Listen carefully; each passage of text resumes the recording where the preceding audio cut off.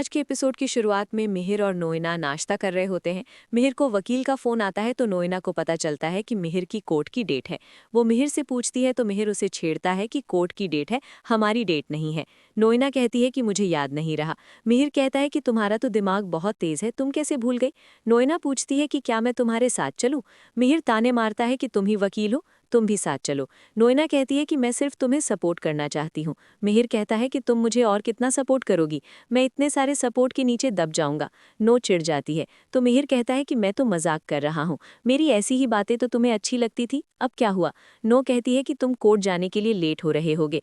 मिहिर सहमत होता है और वापस नोएना को छेड़ता है कि अगर कोर्ट नहीं गया तो तलाक नहीं होगा, और तलाक नहीं होगा तो हमारी शादी नहीं होगी, और हमारी शादी नहीं होगी, नो इस दुनिया से चली जाएगी। नो चिढ़ जाती है। वो सोचती है कि शायद तलाक के बाद मिहिर ठीक हो जाएगा।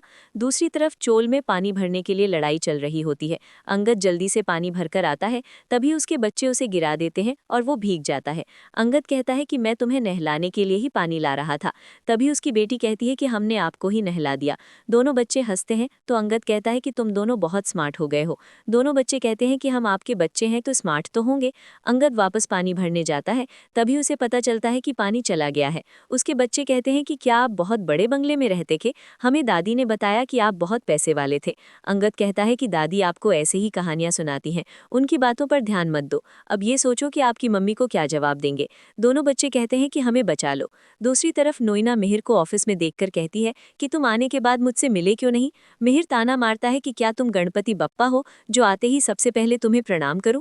नोइना कहती है कि मुझे कोर्ट के बारे में अपडेट चाहिए थी। मिहिर कहता है कि कोई अपडेट नहीं है। नोइना हैरान होती है और कहती है कि ऐसा कैसे हो सकता है, 6 साल हो गए हैं तो अभी तक तुम्हें तलाक क्यों नहीं मिला। मिहिर कहता है कि जज मुझे हमेशा कहता है कि तुलसी को लेकर आओ, तुलसी के आने के बाद ही तलाक देंगे। वो नोइना से कहता है कि तुमने तुलसी को इतना हर्ट किया है कि वो पता नहीं कहाँ जाकर छुप गई है। नो पूछती है कि क्या तुलसी के बिना तलाक नहीं मिलेगा। मिहिर कहता है कि नहीं मिलेगा, तलाक के लिए उन्हीं 2 लोगों की जरूरत पड़ती है जिन्होंने शादी की थी। नो कहती है कि ये सही नहीं है। मिहिर कहता है कि जब तलाक होना होगा तब हो जाएगा। इसी बीच मिहिर को परी का फोन आता है और वो कहती है कि क्या आप शाम को मेरे लिए थोड़ा टाइम निकाल सकते हो। मिहिर उसे हाँ कह देता है। दूसरी तरफ तुलसी भगवान की पूजा करती है और परी के जन्मदिन पर सबको शीरा खिलाती है। सब पूछती है कि आज क्या स्पेशल है, क्या किसी का जन्मदिन है। तुलसी कहती है कि आरती की शादी है इसलिए शीरा बनाया है। सभी तुलसी से मजाक करती है। इसके बाद तुलसी सभी को शीरा खिलाती है। सभी बेहद खुश होते हैं। दूसरी तरफ परी सभी को आने के लिए धन्यवाद करती है। ऋतिक पूछता है कि आज ऐसा क्या है कि तुमने सबको बुलाया है। परी सबको बताती है कि आज मेरा जन्मदिन है। सभी परी को जन्मदिन की शुभकामनाएं देते हैं।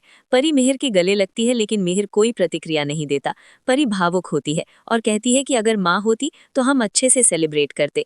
माँ हमेशा मेरा जन्मदिन मनाना कभी नहीं भूलती थी। तभी मिहिर कहता है कि पिछले 6 साल से सुन रहे हैं कि अगर वो होती तो ऐसा होता, लेकिन वो नहीं है, इसलिए सब भूलकर आगे बढ़ना चाहिए। ऋतिक कहता है कि सब लोग तो भूल ही गए हैं। नो केक काटने के लिए कहती है। दोस्तों, आगे बढ़ने से पहले इस वीडियो को लाइक और चैनल को सब्सक्राइब कर दीजिए। साथ ही हाइप बटन पर क्लिक करके अपना सपोर्ट दिखाएं। मिताली परी को तैयार होने के लिए कहती है। परी कहती है कि मुझे समय ही नहीं मिलता। मिताली कहती है कि मैं तो सब मैनेज कर लेती हूँ।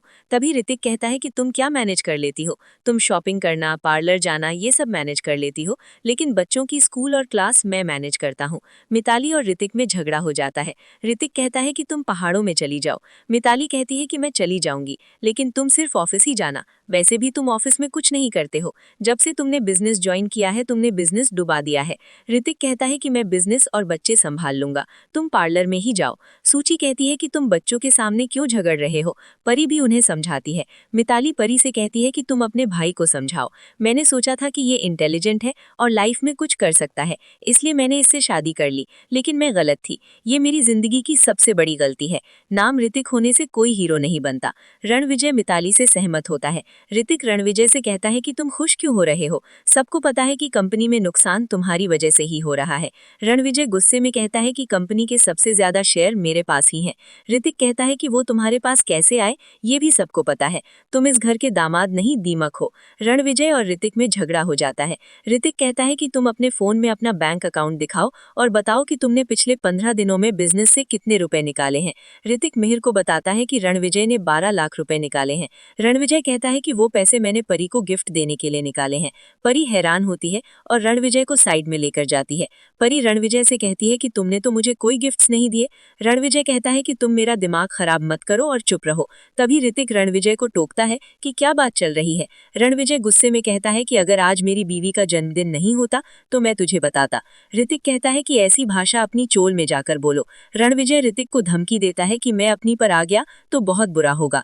तभी किरण और हेमंत आकर उन्हें रोकते हैं और दोनों को बैठाते हैं। हेमंत कहता है कि पता नहीं यहाँ क्या चल रहा है।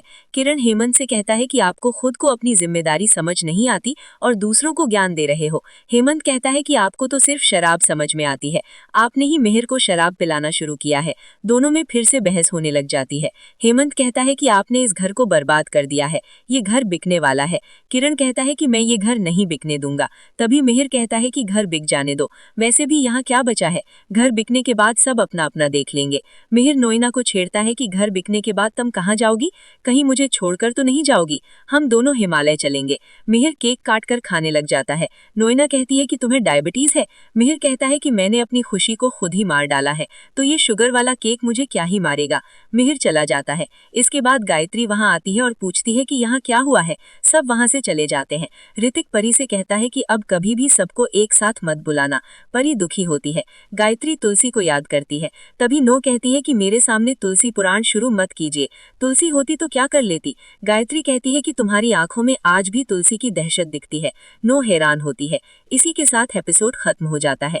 अगले एपिसोड में देखने को मिलेगा कि मेले में तुलसी को मिहिर के होने का एहसास होता है। मिहिर और नोएना मेले में आते हैं। नोएना तुलसी को देखकर हैरान हो जाती है। आज का एपिसोड आपको कैसा लगा हमें कमेंट करके जरूर बताएं। साथ ही ऐसे ही डेली अपडेट्स के लिए इस वीडियो को लाइक और हमारे चैनल को सब्सक्राइब जरूर करें।